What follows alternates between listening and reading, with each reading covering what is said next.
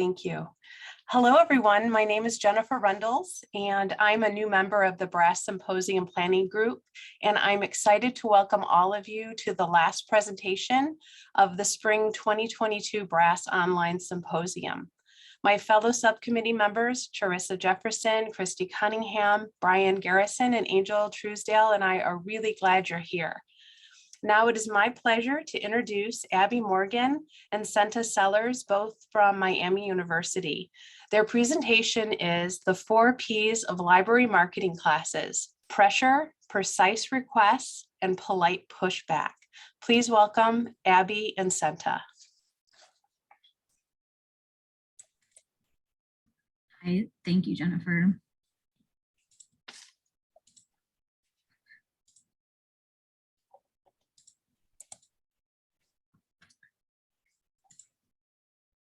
So good afternoon, everyone, and thank you for attending our session. I'm Abby Morgan, Social Sciences Librarian at Miami University, and I have liaison responsibilities to the Marketing and Economics Department in the Business School, and I also work with the First Year Integrated Core for Business students. And I'm Senta Sellers. I'm the business librarian here at Miami University. I work with accounting, business, marketing, management, finance, entrepreneurship, and real estate. So thanks again for joining us. So all business librarians have their own departments that are very heavy users of the library. At our institution, the marketing department is the heaviest user of both the business librarian's time and our resources. And in this session, we're going to discuss how we've employed strategic communication with faculty and self-care strategies to manage expectations about library resources and avoid burnout. We are also going to describe several instruction requests that we've received and how we handled them, which we'll describe in 3 scenarios. We wanted to focus on this topic because students and faculty and librarians at colleges are reporting really high levels of burnout and stress. And one of the best ways to start combating this is really to start creating stronger connections and just sharing our struggles with each other. So our agenda for this session is we're going to start with an intro with a poll, and then we're going to walk you through a number of real life scenarios that we encountered and a discussion of strategies we employed to manage those scenarios. To ask questions, we ask that you write them in the chat. We will answer the questions when we pause for the Jamboard and for our discussion at the end of the presentation.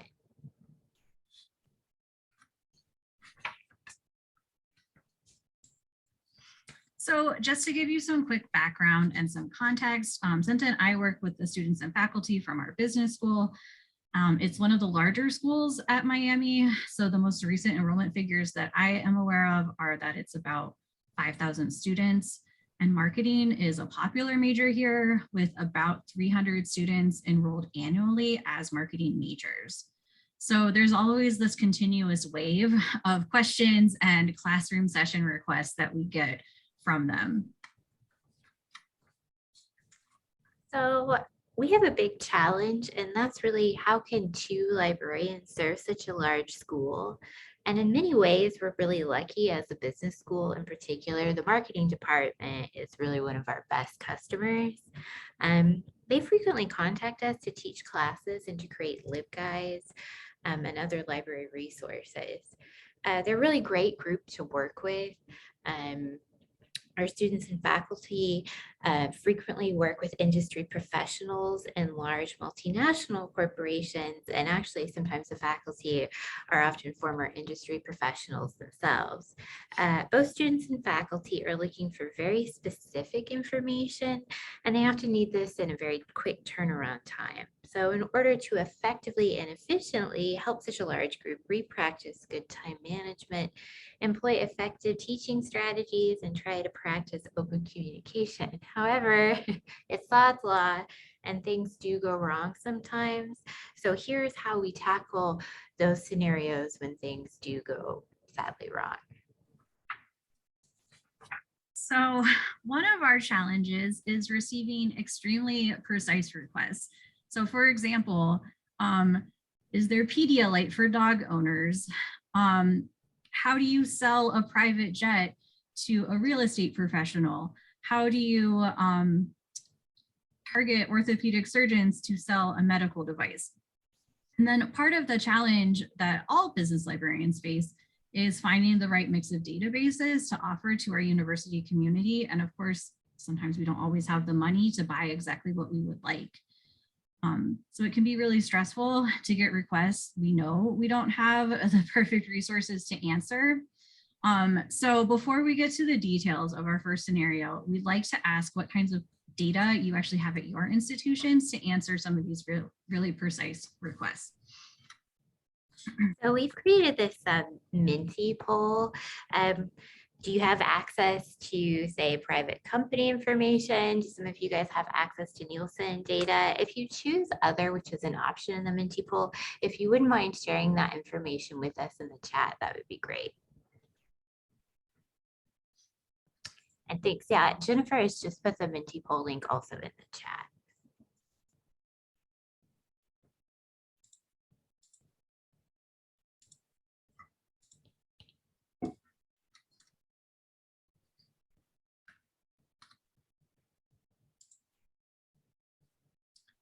And hopefully you can see as the data is coming in. So we'll give everyone just a few more, just a little bit more time to respond.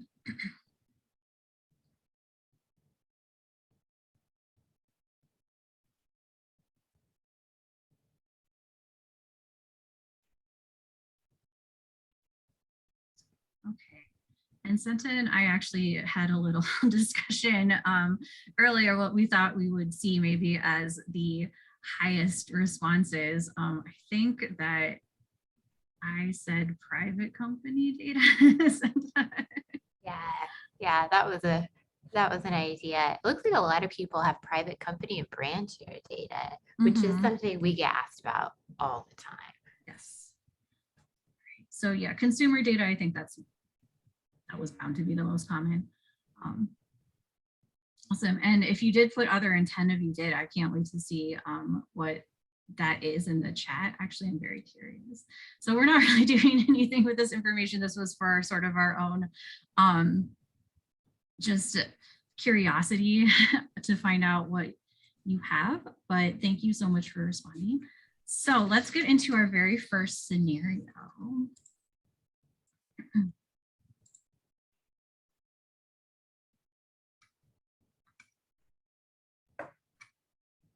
Okay, so this is our real instruction scenario number 1. A business-to-business marketing class at first asks you to put together a LibGuide to support the course with reports, resources, and research tips for 13 different infrastructure sectors, which include emerging industries.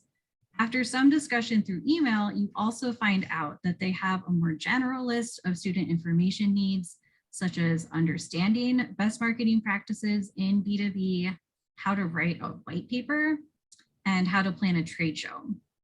So that puts a new lens on how you can approach the class, because you can show students broader search strategies in class for finding information that they're going to need for their actual specific assignments, simply using those 13 highly specific topics as examples instead of finding just a lot of information for each one. So our takeaway for scenario 1 is just don't be afraid to communicate. Sometimes you have to ask for clarification, and it's okay and normal to ask students and faculty questions in order to find out what is really needed. When we're asked to curate a highly specific LibGuide for a class, my first instinct is to gather as much information as I can as fast as possible based on that initial request, and then turning it into like a fully developed LibGuide just like as quickly as possible. And that's really not always necessary. Instead, we've had success with just starting a simple list of links in a Google Doc that we share with the professor to review before class. And that usually gets us a lot of close but not quite feedback or suggestions of resources to add to the guide before we really make that final product. And then finally, when a student asks for very precise information, I like to turn that into a teaching moment, make it a discussion about proprietary trade information, or otherwise sort of like guide them a little bit more on what they're actually asking for. But in all cases, just clear communication makes the final product even better. So scenario 2 is the pressure of a class going totally wrong. So imagine you're in an introductory marketing class with about 60 students, and a new adjunct professor is letting students research any company they want, including private companies, luxury brands, and new direct-to-consumer brands. A popular prominent marketing database has recently changed its interface, which frustrates both students and instructors. Your students cannot log into the database because the maximum number of seats has been reached. And even if they can log in, and some search results return a null set. As these issues come up during class, you are called upon to come up with immediate solutions.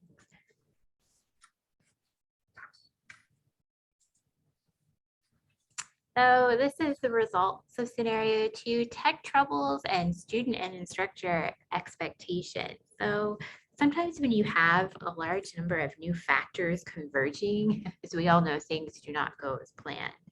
And this was occasionally the case for us in these large marketing classes. The new interface of our prominent marketing database proved to be much more sophisticated than the previous version, and it was difficult for our users to accommodate to in such a short period of time. Sometimes the resource would crash in the middle of an instruction session, which would understandably frustrate both the users and us librarians who are trying to teach the course. Also, the resource, although very robust with excellent data, did not always have the kind of information in it that our users were looking for. So some more takeaways from scenario 2 is really about technology. Again, this scenario was difficult for everyone involved, librarians and users, but it did provide a number of silver linings. For us, it allowed the librarians to get creative. So for example, when faced with technical difficulties in one class, we turned to Google image search for examples of how to use our prominent marketing database. Another suggestion was made to create a PowerPoint presentation in the future, again, to prepare for any kind of worst case scenario technical difficulties. And we also ended up creating 3 video tutorials with a just in case mindset. So strangely or surprisingly, this nightmare teaching scenario created a moment of engagement with both the instructors and the students in these introductory marketing courses. So scenario 2, again, takeaways. So we have expectations versus reality. So the technical difficulties combined with the vast difference between the old and new interface of this marketing database seem to focus student and instructor attention on this particular resource. The expectation for market research was that it would be smooth sailing, that not only would resources work as expected, but that they would have information about exciting new niche brands or lots of private company information. The reality proved more complex. Students and instructors saw the sometimes limited scope of information held within our marketing databases. They discovered the need to consult multiple sources for marketing research and understand more about the time it would take to find relevant information. So scenario 2, some follow-ups. We actually had a meeting with the faculty who teach these introductory marketing courses. So we did this in order to improve the class for the next semester. We attended the meeting with all 3 of the introductory marketing instructors to discuss how they could most effectively incorporate library resources into their assignments. So at this meeting, we were able to really have a dialogue with them and kind of explain that we don't actually have the capacity for in-depth private company research, and that, you know, in that dialogue, we all ended up agreeing that students at this level probably should be focusing more on researching large public companies. So again, scenario 2, our follow-up takeaway after meeting with faculty. This meeting really was our opportunity to provide a kind of polite, quote unquote, reality check with these faculty members. And again, we honestly just don't have great access to good private company information. We don't have access to things too that would have been helpful for this class, like Nielsen data. And our market research databases are kind of limited in scope. We don't have good information about proprietary data and some product line information. So it's really a good opportunity for us to politely communicate with faculty our abilities and some of our limitations in terms of what resources we could provide. So now we would really like to hear from you about any similar kind of difficult or even kind of worst case scenario, nightmare teaching scenarios you've had. What were some of the methods you used to turn that ship around during a tough teaching session? So if you want to go into the Jamboard and share, that would be great. Jennifer just put the link in the chat, and we're also open to questions now in chat if you have any of those.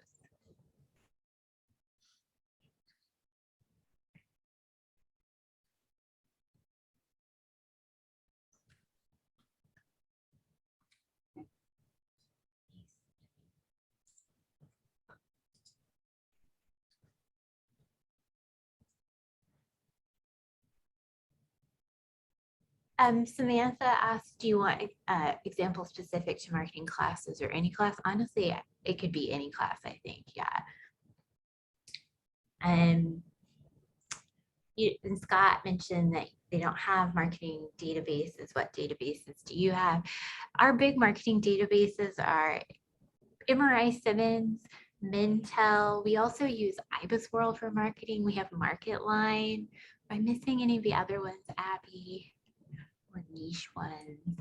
We have things like Euromonitor, Statista. Yeah, that's a big one.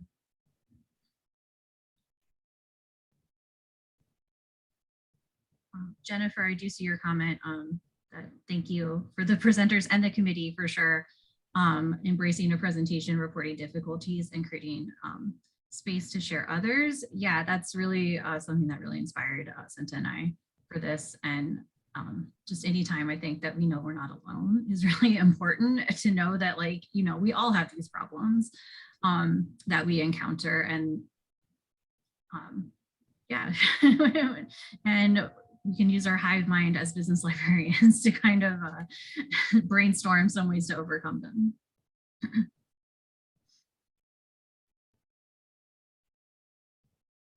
All right, I'm seeing some good stuff. Sorry, I have a chat window in front of me, so let me close that.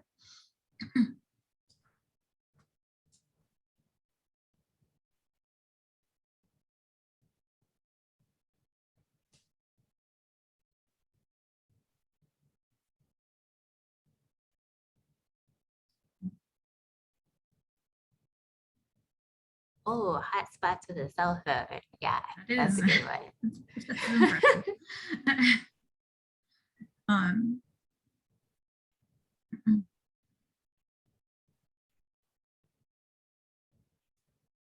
They're confirming how much time in class. I've also experienced that. And that sometimes seems to change in the moment with people too, or maybe they've, you know, if we've had a snow day or something. I'll get rid of this. I'm seeing this really small one. Tech problems in the process of research is time consuming, so emphasize time management and allow yourself, well, yourself as in the students, I think, to have enough time for research. Yeah, I think that one's really key. Like sometimes stuff just takes a while to load even, and you're not going to get answers right away.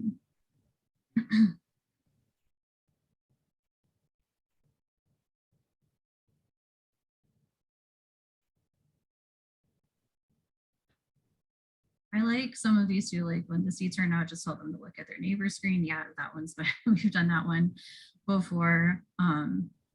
Or even just when they are confused about how to use the database, and they can sort of like turn to their neighbors and have that other student explain to them. So it's less of us like sort of repeating that information. I think that's a really good strategy to use.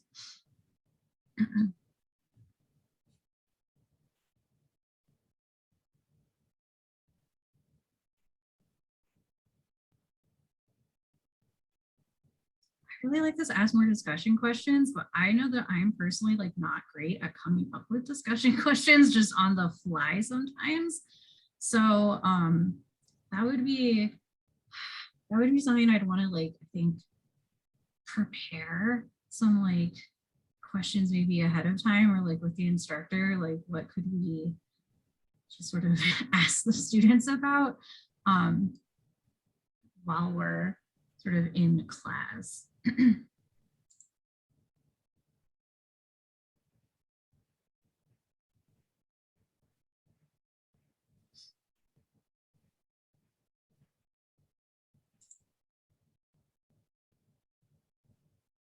There's a tiny one right in the middle here. We had a lot of technology issues early on during COVID and came up with plan B activities plus screenshots of navigation if we couldn't get into the databases.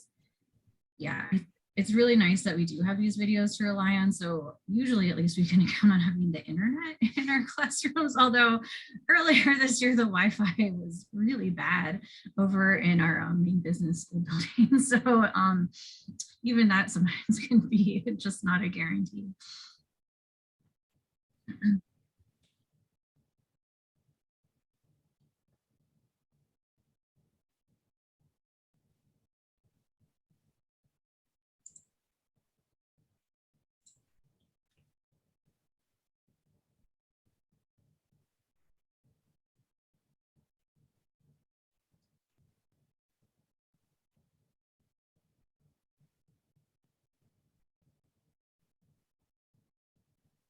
There's a nice big long one.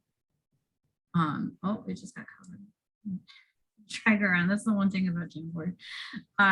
They asked students to log into a database, but very few actually did. Yes, I've seen that many times. And so the students were browsing other sites.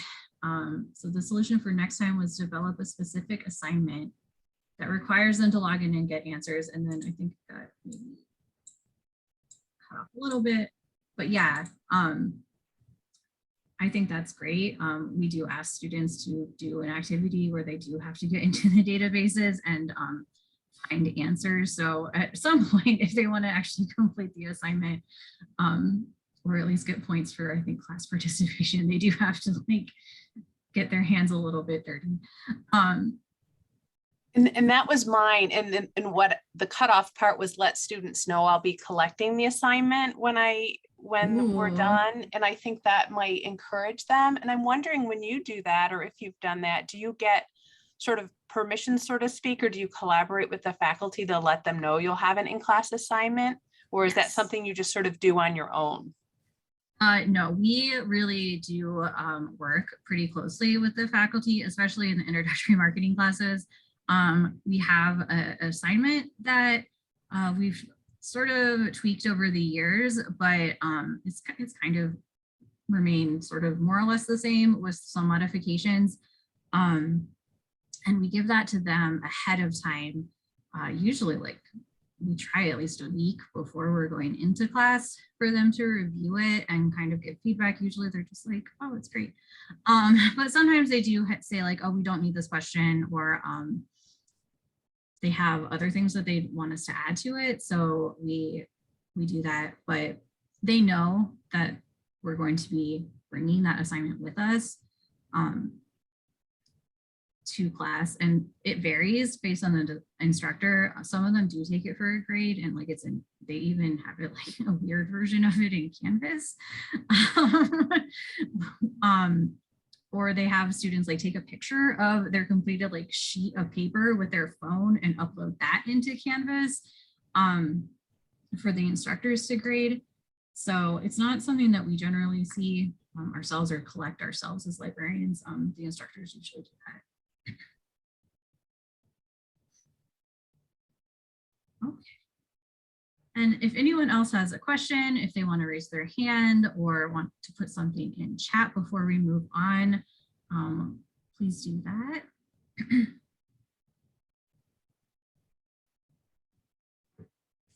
Otherwise, we'll get back into our slides. Oh, and Jennifer, did that answer your question? It did. Yes, thank you. Okay, great. All right.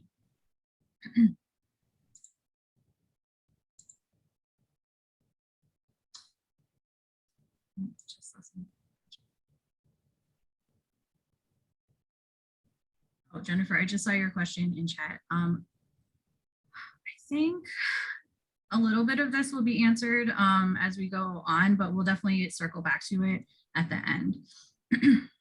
Excellent. Thank you.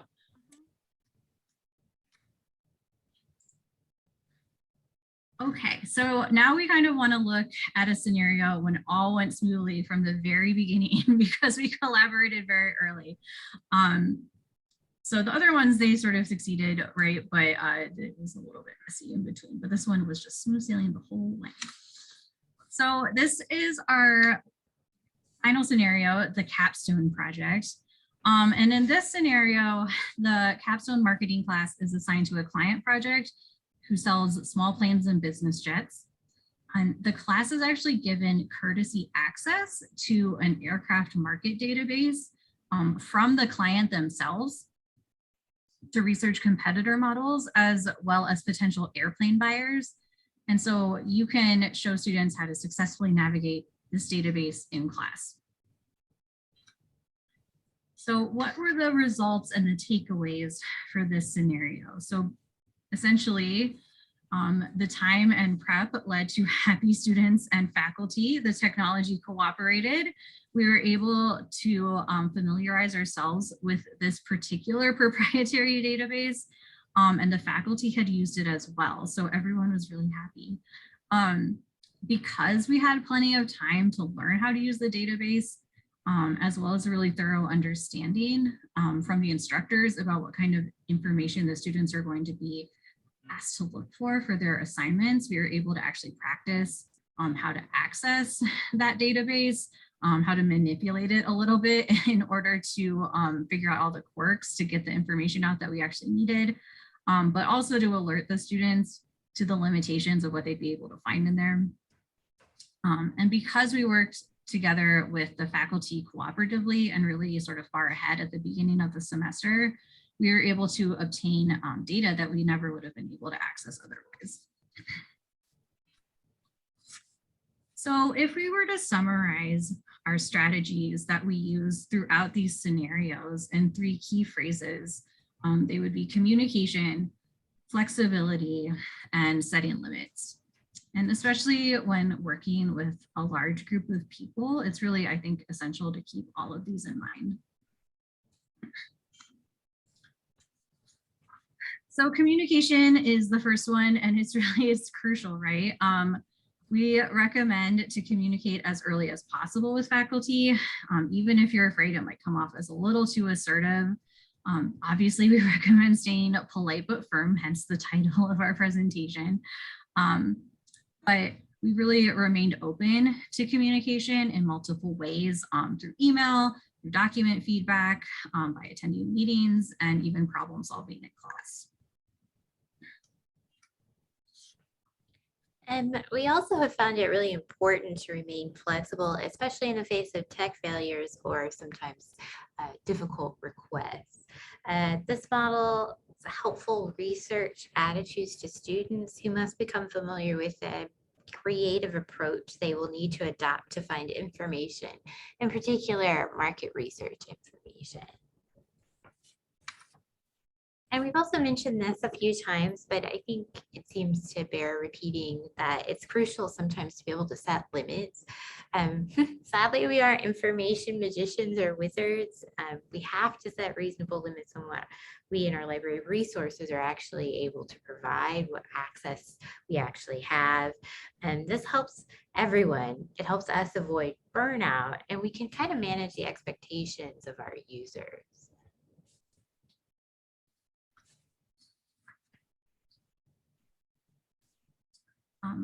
So now we'd like to hear from you again, and if you could share any other successful self-care strategies that you've used, please do so. In the Jamboard, there should be a second page that sort of is already has the prompt on it. If you just scroll with the arrow to the right, and then if again, we're open to questions and we'll sort of look through the chat as they come in and try to address them.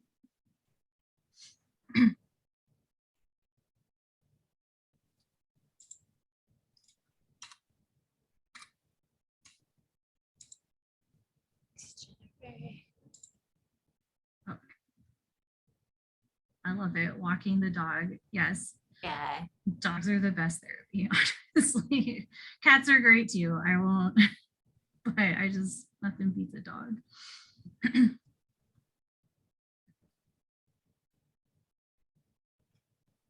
Yes. Yeah, learning to say no is big.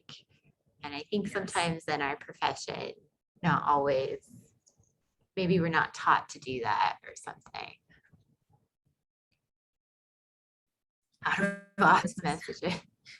Yes. Also a fan of using the schedule an email so that even if you are maybe replying to it at a different time, you can say like, no, I actually sent it the next day.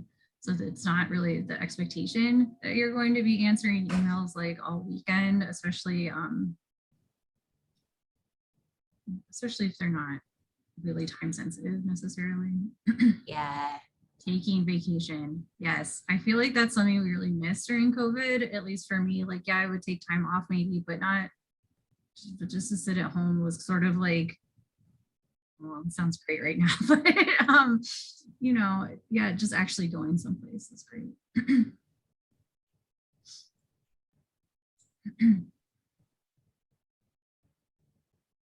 Do not check email after 5 p.m. I'm actually notorious for being hard to reach sometimes after work hours. So I support this wholeheartedly.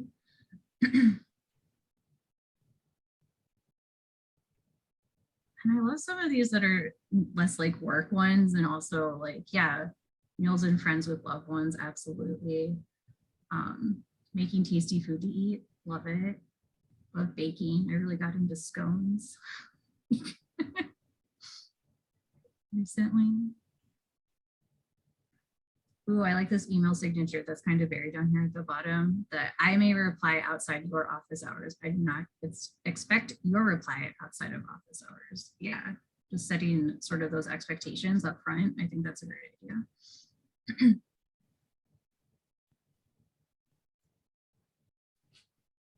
Just being away during lunch.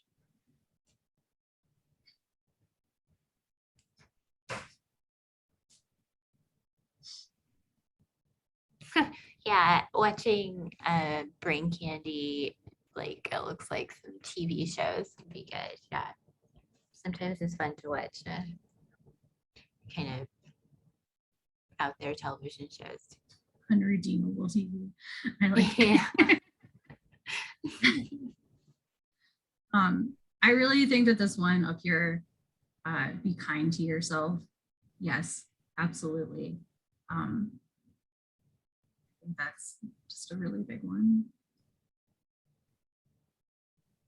I like leaving work at work. Yeah, we're all complete human beings with other lives going on outside of work. So I like that one.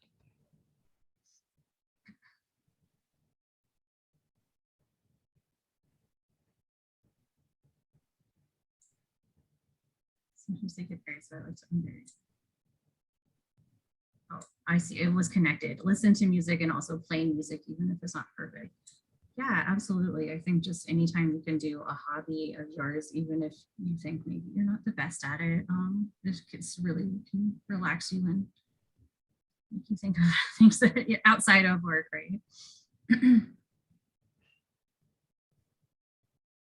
I like this one, working with a career counselor. I've never done that.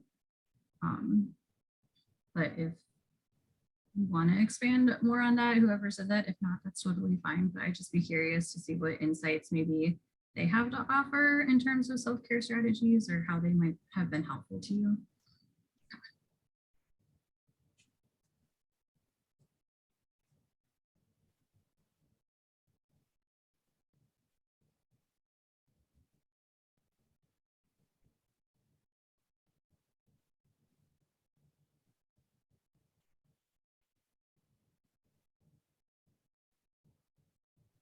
There's also this one, automate things as much as possible, i.e. invest in more labor to build something solid up from, to build something solid up front that requires minimal maintenance.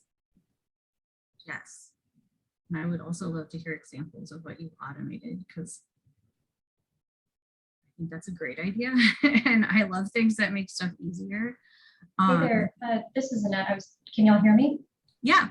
I was the one who posted that. So like I teach, I've been doing for years now, oh gosh, what am I trying to say? A scavenger hunt for a marketing professor. And this is one of those times where I had to push back on her because it would take me hours and hours to customize the scavenger hunt for every new topic that she had every semester or every quarter. And so I was like, all right, I'm not doing that. I'm just going to do something very generic on soda, and I'll cover all my bases with soda. And then I can customize a couple of questions that are relevant to their assignment, you know, that time around. So if it's like socks or hotels or whatever, but most of it is about, you know, boring soda. And I've automated that. I have it on the Spring Share Live Wizard, I think it is, platform now. And so there's very, very little maintenance that I have to do. You know, other than going and tweaking it ever so slightly to refresh it. And then, you know, it's off to the races. So I'm no longer spending, let's say, 6 hours preparing for this class every, you know, every iteration. Instead, I'm spending maybe an hour and a half. Awesome. Thank you. Thank you for sharing. I love the idea of a marketing scavenger hunt. Actually, I think that sounds kind of fun. Although I could see how it would get frustrating to redo it every. If anyone has questions about it, you know, I'm happy to answer. Yeah, thank you. These are all so great. I've learned so much, and it is good to know you're not alone in needing to implement some of these self-care strategies. We have been doing this for 7 minutes, and we have about 7 minutes to go. So I'll just leave you with that. Thank you. And Jennifer, to get back to your question, which I did say we would do, so how receptive have faculty been when giving directions/suggestions for curriculum development? You're thinking about the private company example that we gave. So were we able to answer your question, or would you like us to sort of expand on that a little bit? Yeah, I mean, I just wonder, it probably depends on the personality of the faculty involved, right? I mean, that's probably fairly obvious. I just wonder if you had sort of like a sort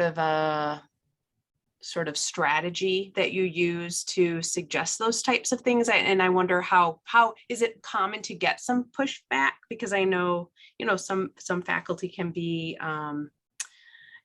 you know, very, you know, set in their ways and what and how they want to teach, you know. But of course, if the library doesn't have the tools to support that, right, I guess we're just offering advice and, you know, useful suggestions. So I just wonder if you've ever encountered some pushback, you know, when sharing that information with them, or are most of them, you know, thankful to learn that, and then do they, you know, make modifications?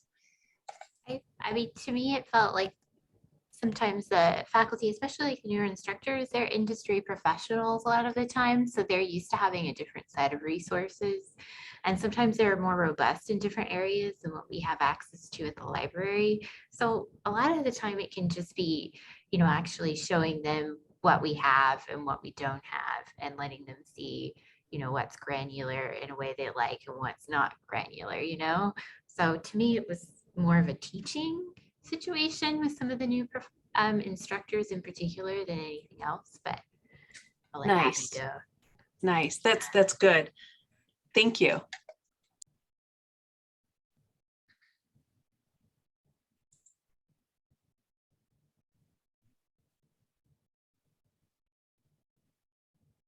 Oh, and I see that someone did post a follow-up maybe to the working with a career counselor where they say like, you feel stuck in your current role, a career counselor or coach is good for making you see all your options. Yeah, absolutely.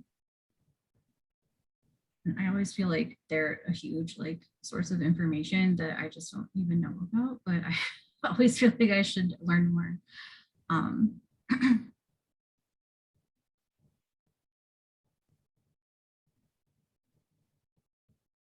Ooh, actually, there's this really good one that popped up over here, this little blue square, budget for less.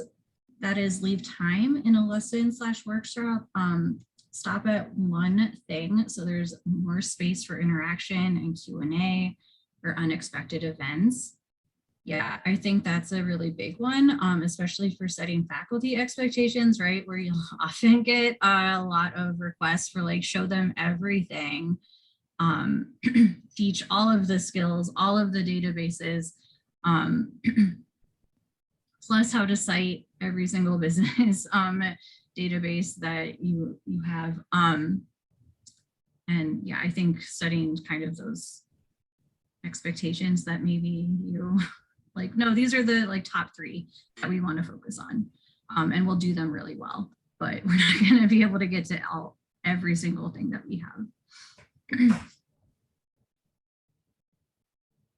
Okay, I do notice that it's 2:42. So thank you everyone so much for participating in the Jamboards, listening to sort of our presentation.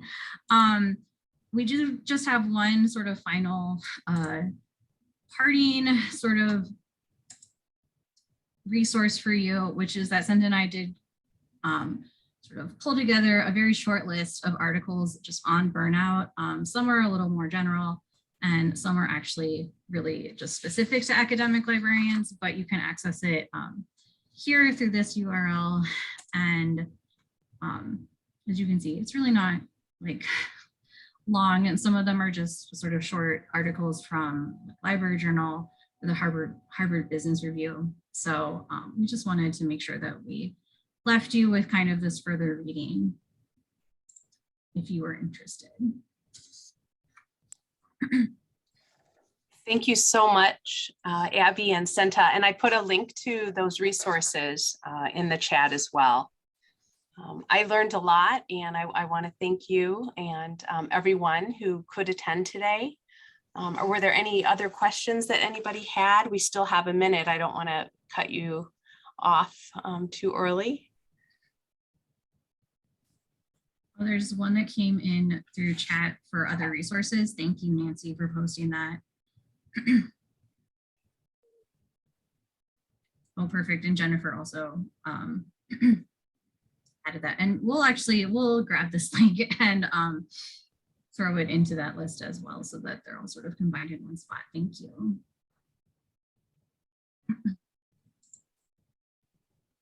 And yeah, if you have any questions, please feel free to reach out to us at any time.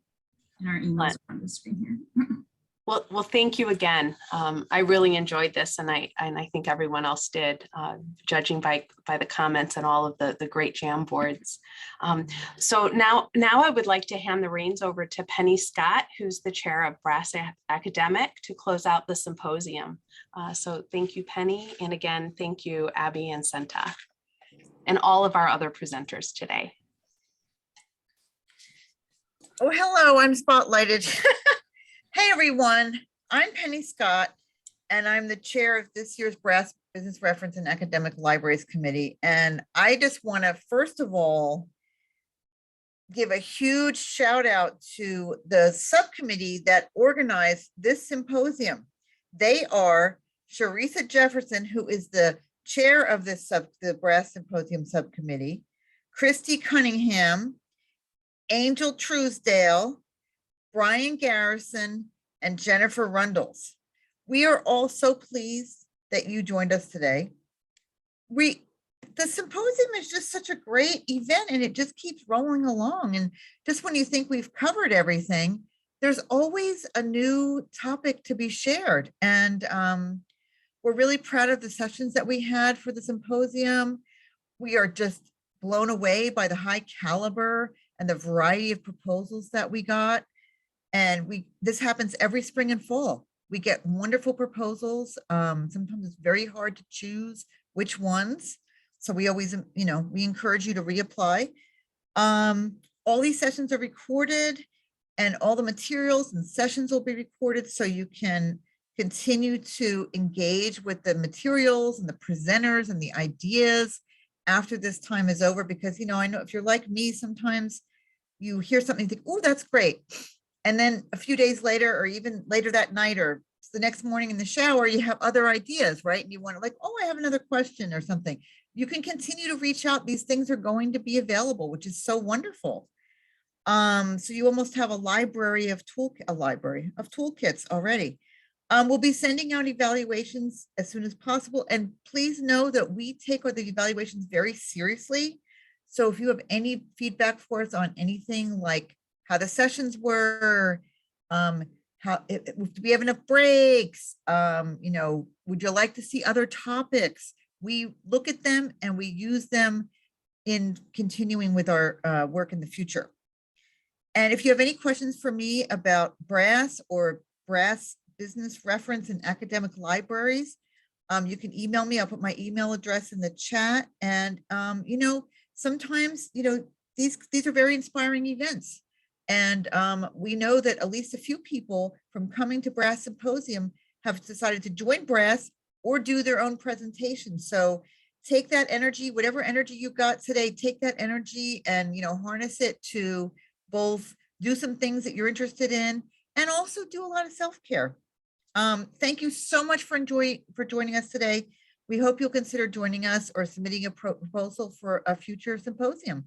Thank you.